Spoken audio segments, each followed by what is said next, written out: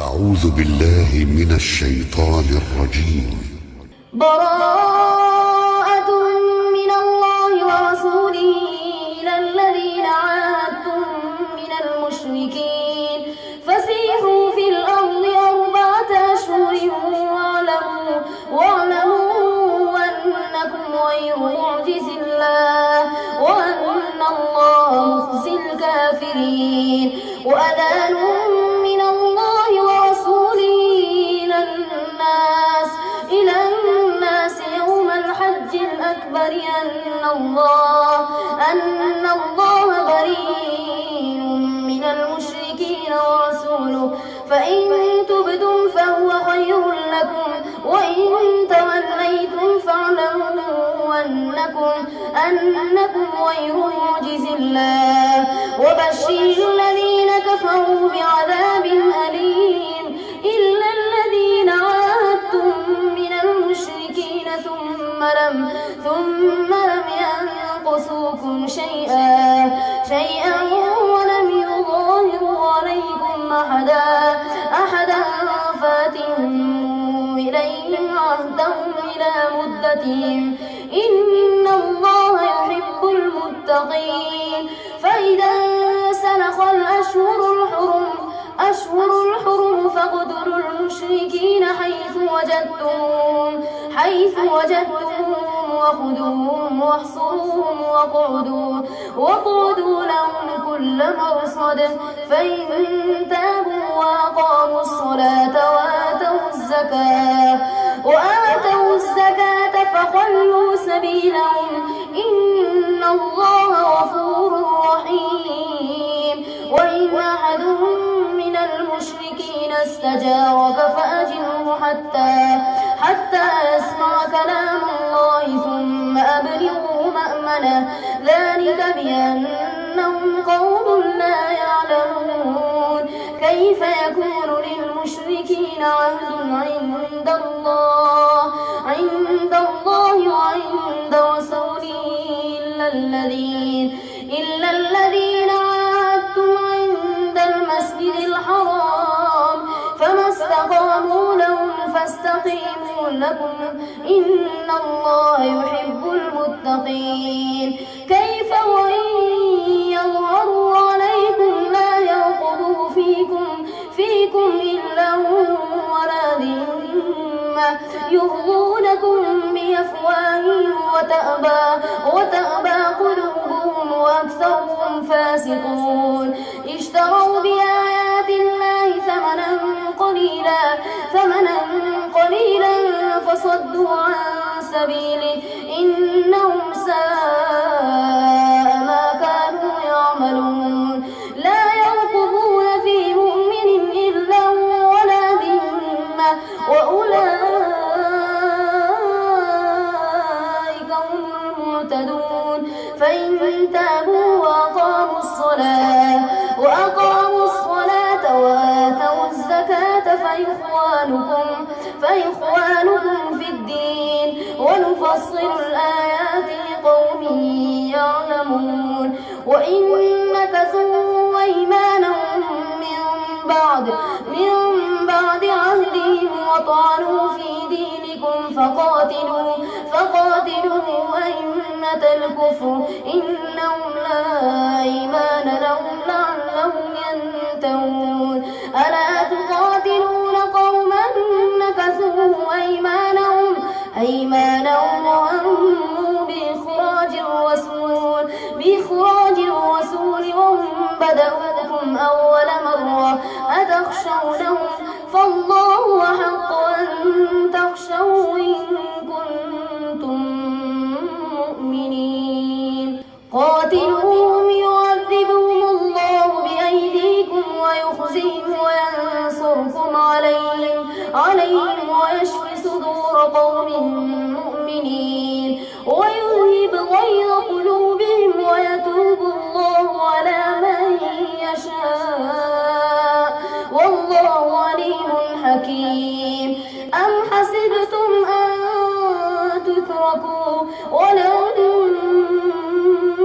يعلم الله الذين جاهدوا منكم ولم يتخذوا من دون الله ولا رسوله ولا المؤمنين وليجة والله خبير بما تعملون. ما كان للمشركين أن يعمروا مساجد الله شاهدين على أنفسهم بالكفر أولئك حبطت أعمالهم وفي النار خالدون. إنما يعمر مساجد الله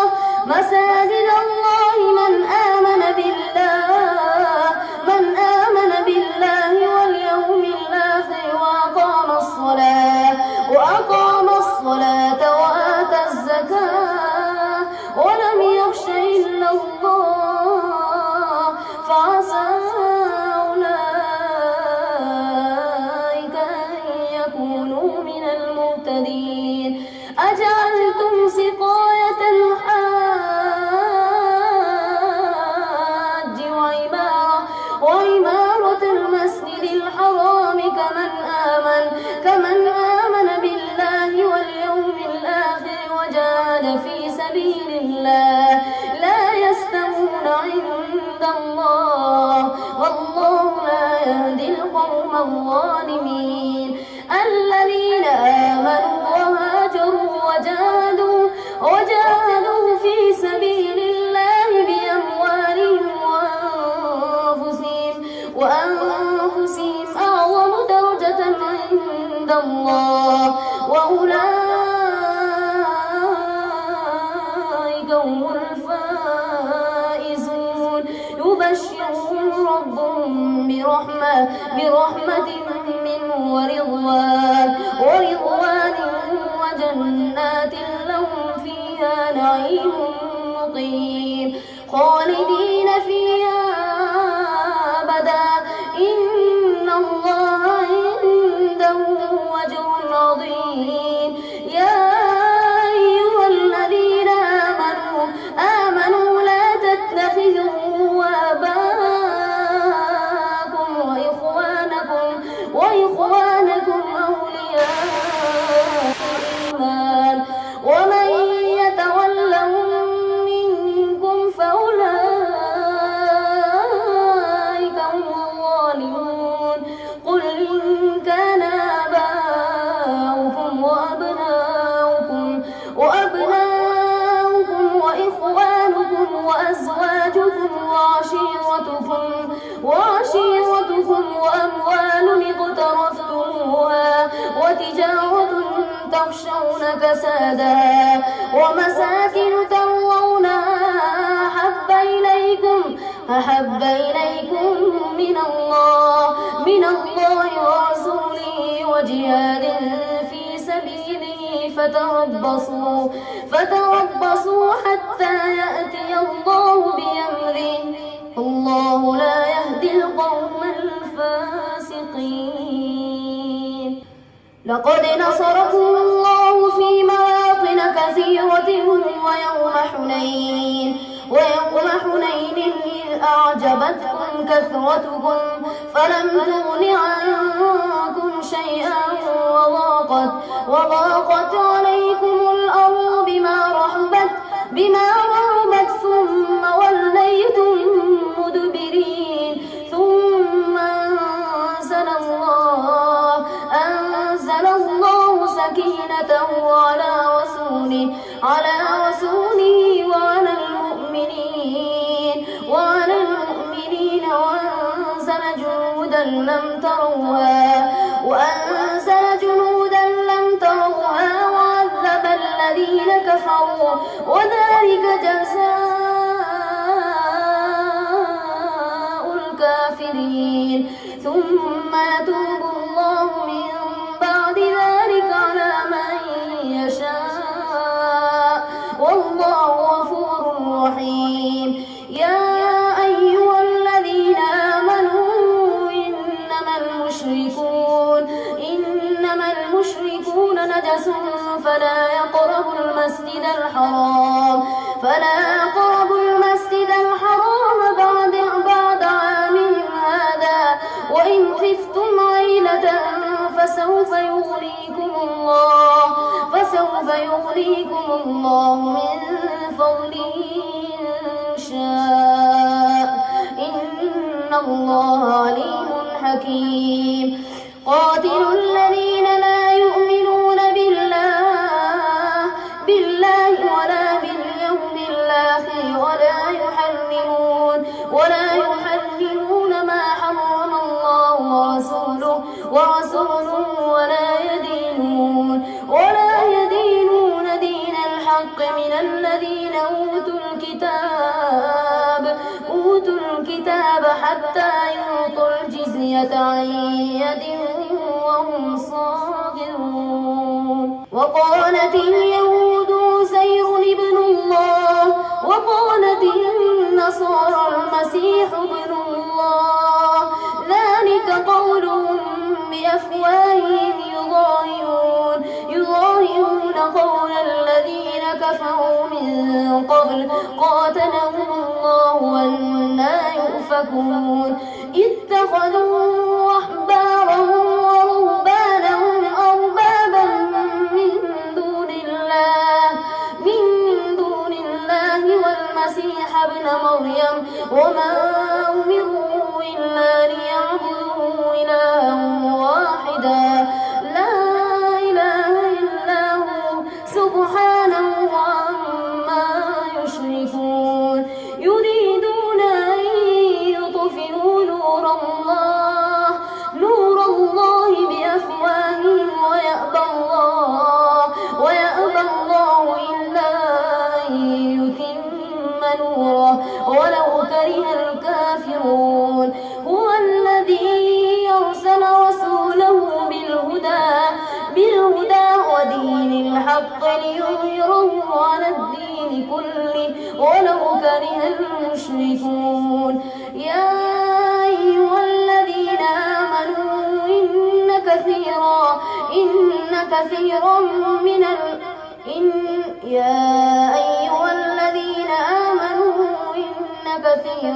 من الأحبار والرهبان لا يأكلون أموال الناس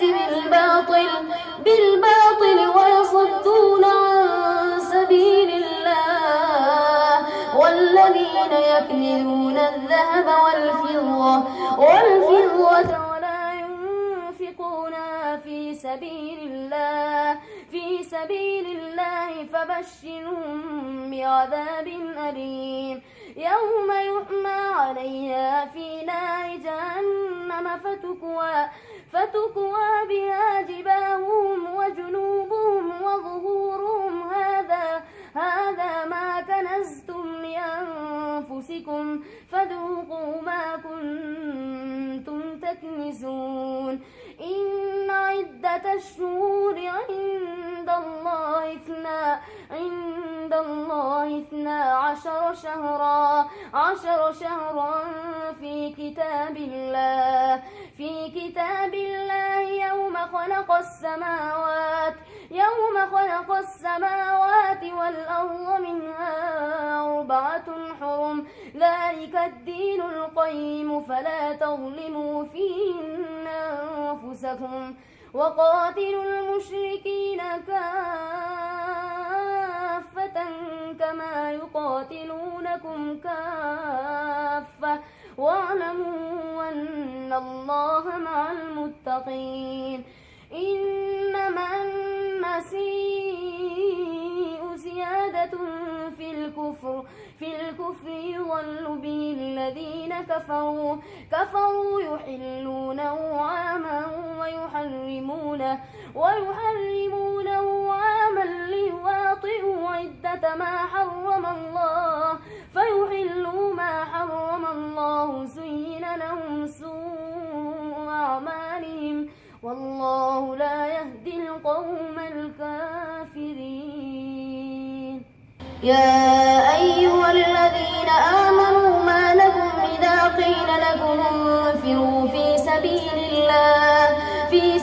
الله اثاقلتم إلى الأرض أرضيتم بالحياة الدنيا من الآخرة فما متاع الحياة الدنيا في الآخرة إلا قليل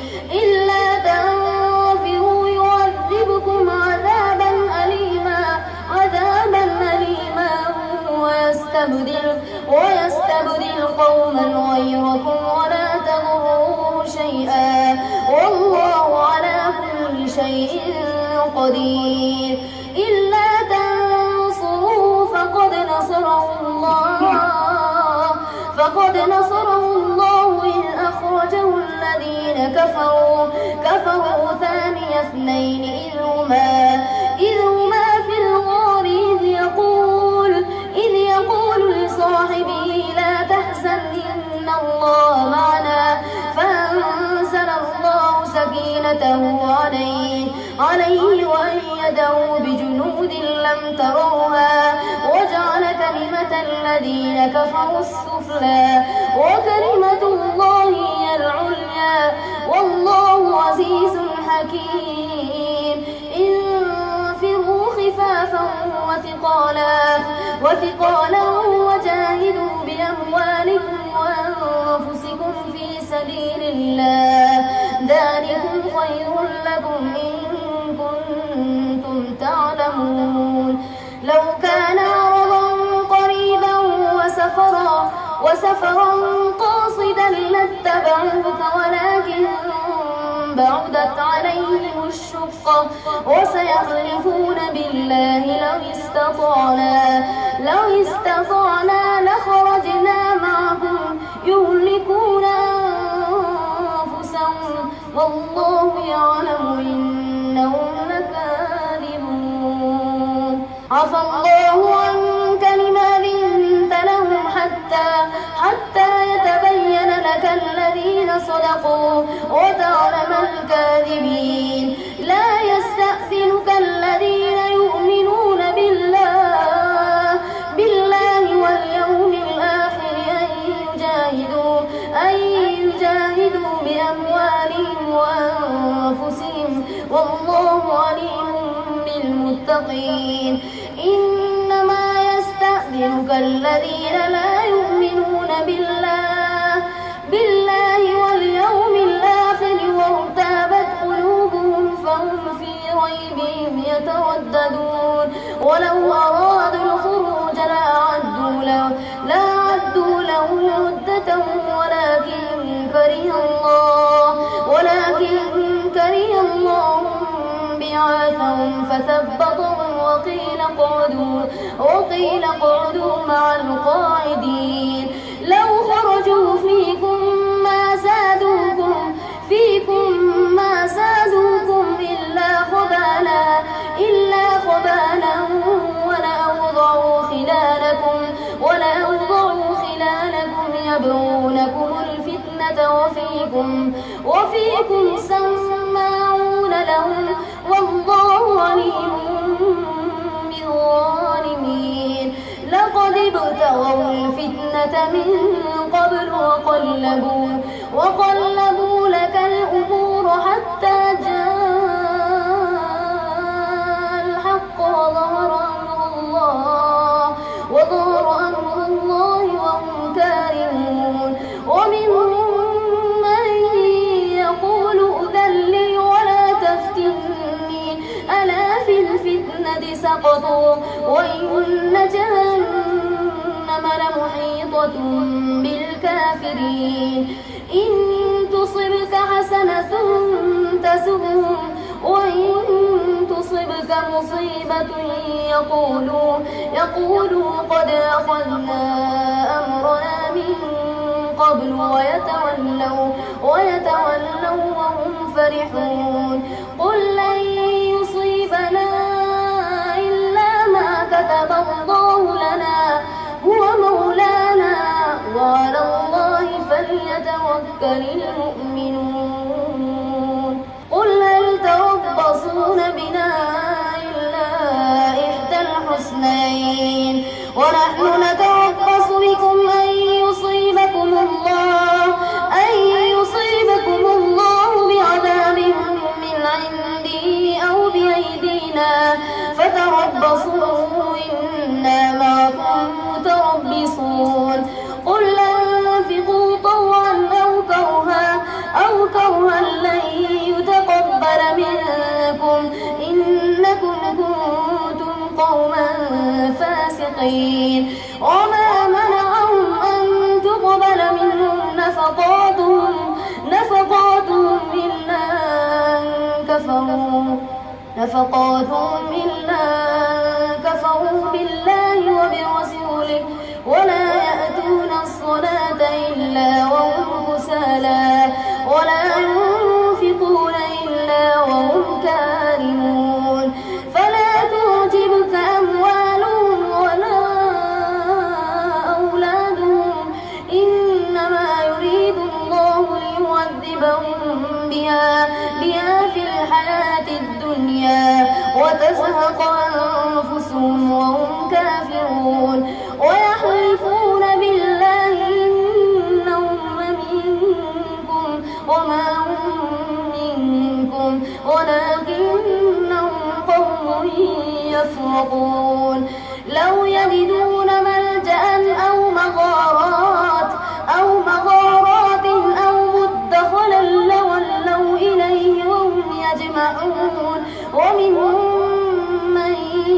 يلمزك في الصدقات فإن أوطوا منها رضوا وإن لم يوطوا منها إذا هم يسخطون ولو أنهم رضوا ما آتاهم الله ورسوله وقالوا حسبنا الله سيؤتينا الله من فضله ورسوله إنا إلى الله راغبون إنما الصدقات للفقراء والمساكين والعاملين عليها والمؤلفة قلوبهم وفي الرقاب والغارمين وفي سبيل الله وابن السبيل فريضة من الله والله عليم حكيم ومنهم الذين يؤذون النبي ويقولون هو أذن قل أذن خير لكم يؤمن بالله ويؤمن للمؤمنين ورحمة للذين آمنوا منكم والذين يؤذون رسول الله لهم عذاب أليم يحلفون بالله لكم ليرضوكم والله ورسوله أحق أن يرضوه إن كانوا مؤمنين ألم يعلموا أنه من يحادد الله ورسوله فأن له نار جهنم خالدا فيها ذلك الخزي العظيم يحذر المنافقون أن تنزل عليهم سورة تنبئهم بما في قلوبهم قل استهزئوا إن الله مخرج ما تحذرون ولئن سألتهم ليقولن إنما كنا نخوض ونلعب قل أبالله وآياته ورسوله كنتم تستهزئون لا تعتذروا قد كفرتم بعد إيمانكم إن نعفو عن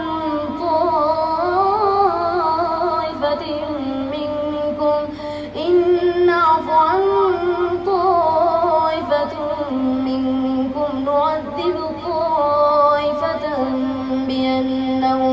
بأنهم كانوا مجرمين المنافقون والمنافقات بعضهم من بعض يأمرون بالمنكر وينهون عن المعروف ويقبضون أيديهم نسوا الله فنسيهم إن المنافقين هم الفاسقون وعد الله المنافقين والمنافقات والكفار نار جهنم خالدين فيها هي حسبهم ولعنهم الله ولهم عذاب مقيم كالذين من قبلكم كانوا أشد منكم قوة وأكثر أموالا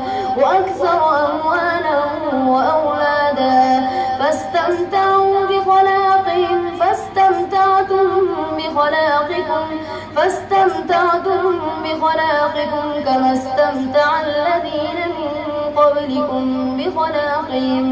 بخلاقهم وخضتم كالذي خاضوا أولئك حبطت أعمالهم في الدنيا والآخرة وأولئك هم الخاسرون. ألم يأتهم نبأ الذين من قبلهم قوم نوح وعاد وثمود وقوم إبراهيم وأصحاب مدين والمؤتفكات أتتهم رسلهم بالبينات فما كان الله ليظلمهم ولكن كانوا أنفسهم يظلمون. والمؤمنون والمؤمنات بعضهم أولياء بعض يأمرون بالمعروف وينهون عن المنكر ويقيمون الصلاة ويؤتون الزكاة ويطيعون الله ورسوله أولئك سيرحمهم الله إن الله عزيز حكيم. وعد الله المؤمنين والمؤمنات جنات تجري من تحتها الأنهار خالدين فيها ومساكن طيبة في جنات عدن ورضوان من الله أكبر ذلك هو الفوز العظيم. يا أيها النبي جاهد الكفار والمنافقين واغلظ عليهم ومأواهم جهنم وبئس المصير. يحلفون بالله ما قالوا ولقد قالوا كلمة الكفر وكفروا بعد إسلامهم وهموا بما لم ينالوا وما نقموا إلا أن أغناهم الله ورسوله من فضله فإن يتوبوا يك خيرا لهم وإن يتولوا يعذبهم الله عذابا أليما في الدنيا والآخرة وما لهم في الأرض من ولي ولا نصير. ومنهم من عاهد الله لئن آتانا من فضله لنصدقن ولنكونن من الصالحين. فلما آتاهم من فضله بخلوا به وتولوا وهم معرضون فأعقبهم نفاقا في قلوبهم إلى يوم يلقونه بما أخلفوا الله ما وعدوا وبما كانوا يكذبون.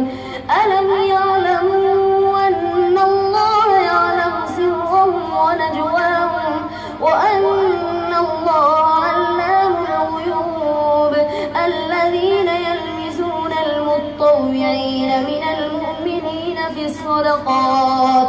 والذين لا يجدون إلا جهدهم فيسخرون منهم سخر الله منهم ولهم عذاب أليم. استغفر لهم أو لا تستغفر لهم إن تستغفر لهم 70 مرة فلن يغفر الله لهم ذلك بأنهم كفروا بالله ورسوله والله لا يهدي القوم الفاسقين. فرح المخلفين بمقعدهم خلاف رسول الله وكرهوا أن يجاهدوا بأموالهم وأنفسهم في سبيل الله وقالوا لا تنفروا في الحر قل نار جهنم أشد حرا لو كانوا يفقهون فليضحكوا قليلا وليبكوا كثيرا جزاء بما كانوا يكسبون فإن رجعك الله إلى طائفة منهم فاستأذنوك للخروج فقل لن تخرجوا معي أبدا ولن تقاتلوا معي عدوا إنكم رضيتم بالقعود أول مرة فاقعدوا مع الخالفين ولا تصل على أحد منهم مات أبدا ولا تقم على قبره إنهم كفروا بالله ورسوله وماتوا وهم فاسقون ولا تعجبك أموالهم وأولادهم إنما يريد الله أن يعذبهم بها في الدنيا وتزهق أنفسهم وهم كافرون وإذا أنزلت سورة أن آمنوا بالله وجاهدوا مع رسوله استأذنك أولو الطول منهم وقالوا ذرنا نكن مع القاعدين رضوا بأن يكونوا مع الخوالف وطبع على قلوبهم فهم لا يفقهون لكن الرسول والذين آمنوا معه جاهدوا بأموالهم وأنفسهم وأولئك لهم الخيرات وأولئك هم المفلحون أعد الله لهم جنات تجري من تحتها الأنهار خالدين فيها ذلك الفوز العظيم وجاء المعذرون من الأعراب ليؤذن لهم وقعد الذين كذبوا الله ورسوله سيصيب الذين كفروا منهم عذاب أليم ليس على الضعفاء ولا على المرضى ولا على الذين لا يجدون ما ينفقون حرج إذا نصحوا لله ورسوله ما على المحسنين من سبيل والله غفور رحيم ولا على الذين إذا ما أتوك لتحملهم قلت لا أجد ما أحملكم عليه تولوا وأعينهم تفيض من الدمع حزنا ألا يجدوا ما ينفقون إنما السبيل على الذين يستأذنونك وهم أغنياء رضوا بأن يكونوا مع الخوالف وطبع الله على قلوبهم فهم لا يعلمون يعتذرون إليكم إذا رجعتم إليهم قل لا تعتذروا لن نؤمن لكم قد نبأنا الله من أخباركم وسيرى الله عملكم ورسوله ثم تردون إلى عالم الغيب والشهادة فينبئكم بما كنتم تعملون سيحلفون بالله لكم إذا انقلبتم إليهم لتعرضوا عنهم فأعرضوا عنهم إنهم رجس ومأواهم جهنم جزاء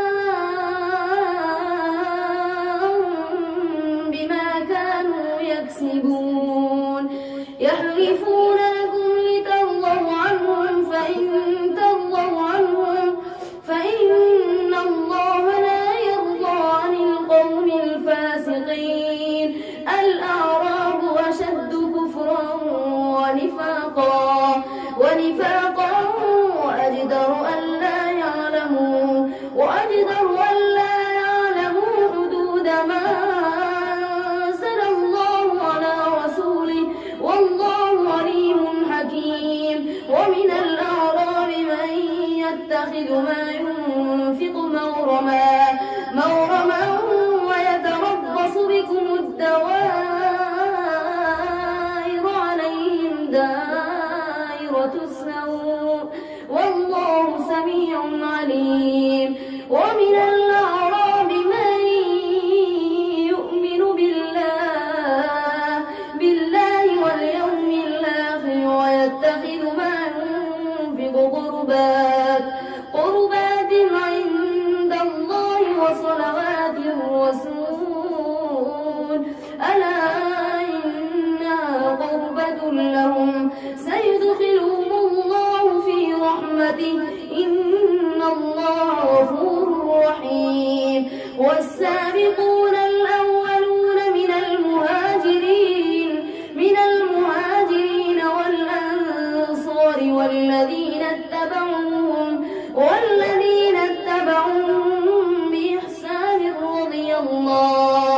بإحسان رضي الله عنهم ورضوا عنه وأعد لهم جنات تجري تحتها الأنهار خالدين فيها أبدا ذلك الفوز العظيم وممن حولكم من الأعراب منافقون ومن أهل المدينة مردوا على النفاق لا تعلمهم نحن نعلمهم سنعذبهم مرتين ثم يردون إلى عذاب عظيم وآخرون اعترفوا بذنوبهم خلطوا عملا صالحا وآخر سيئا عسى الله أن يتوب عليهم إن الله غفور رحيم خذ من أموالهم صدقة تطهرهم وتزكيهم بها وصل عليهم إن صلاتك سكن لهم والله سميع عليم ألم يعلموا أن الله هو يقبل التوبة عن عباده ويأخذ الصدقات وأن الله هو التواب الرحيم وقل اعملوا فسيرى الله عملكم ورسوله والمؤمنون وستردون إلى عالم الغيب والشهادة فينبئكم بما كنتم تعملون وآخرون مرجون لأمر الله إما يعذبهم وإما يتوب عليهم والله عليم حكيم والذين اتخذوا مسجدا ضرارا وكفرا وتفريقا بين المؤمنين وإرصادا لمن حارب الله ورسوله من قبل وليحلفن إن أردنا إلا الحسنى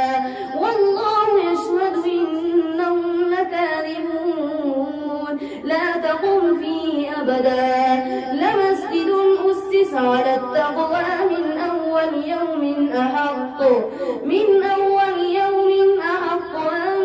تقوم فيه رجال يحبون أن يتطهروا والله يحب المطهرين أفمن أسس بنيانه على تقوى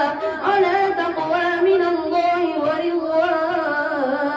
ورضوان خير أم من أسس بنيانه على شفا جرف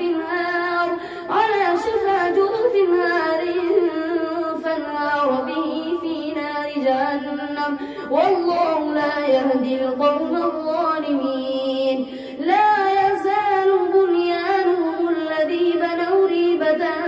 في قلوبهم إلا تقطع قلوبهم والله عليم حكيم إن الله اشترى من المؤمنين أنفسهم وأموالهم بأن لهم الجنة يقاتلون في سبيل الله فيقتلون ويقتلون وعدا عليه حقا في التوراة والإنجيل والقرآن ومن أوفى بعهده من الله فاستبشروا ببيعكم الذي بايعتم به وذلك هو الفوز العظيم التائبون العابدون الحامدون السائحون الراكعون الساجدون الآمرون بالمعروف والناهون عن المنكر والحافظون لحدود الله وبشر المؤمنين ما كان للنبي والذين آمنوا أن يستغفروا للمشركين ولو كانوا أولي قربى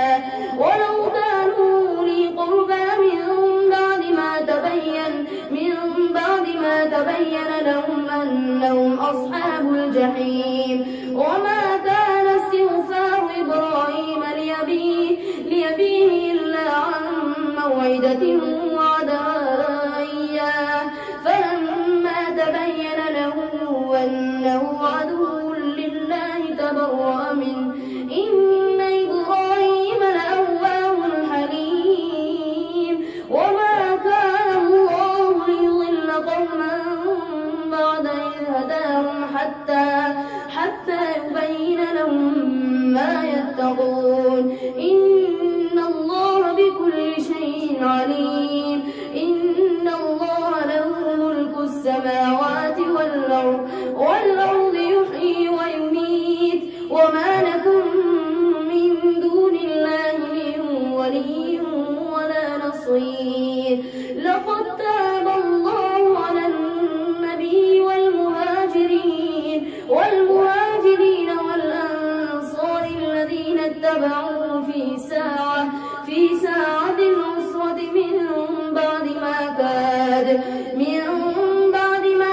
يزيغ قلوب فريق منهم ثم تاب عليهم إنه بهم رءوف رحيم وعلى الثلاثة الذين خلفوا حتى إذا ضاقت عليهم الأرض بما رحبت وضاقت عليهم أنفسهم وظنوا أن لا ملجأ من الله إلا إليه ثم تاب عليهم ليتوبوا إن الله هو التواب الرحيم يا أيها الذين آمنوا اتقوا الله وكونوا مع الصادقين ما كان لأهل المدينة ومن حولهم من الأعراب أن يتخلفوا عن رسول الله ولا يرغبوا بأنفسهم عن نفسه ذلك بأنهم لا يصيبهم ظمأ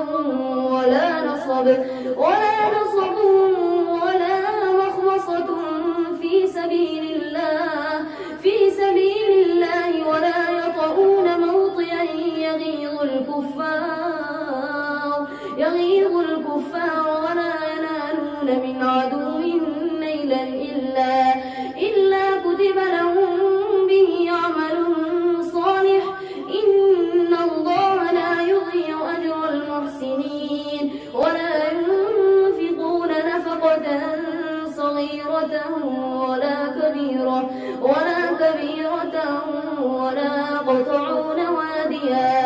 ولا يقطعون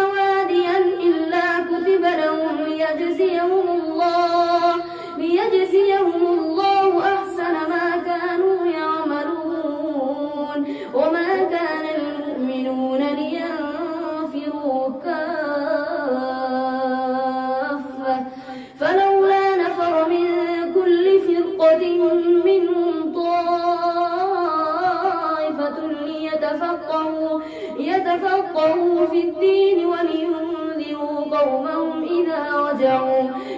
رجعوا إليهم لعلهم يحذرون يا أيها الذين آمنوا قاتلوا الذين يلونكم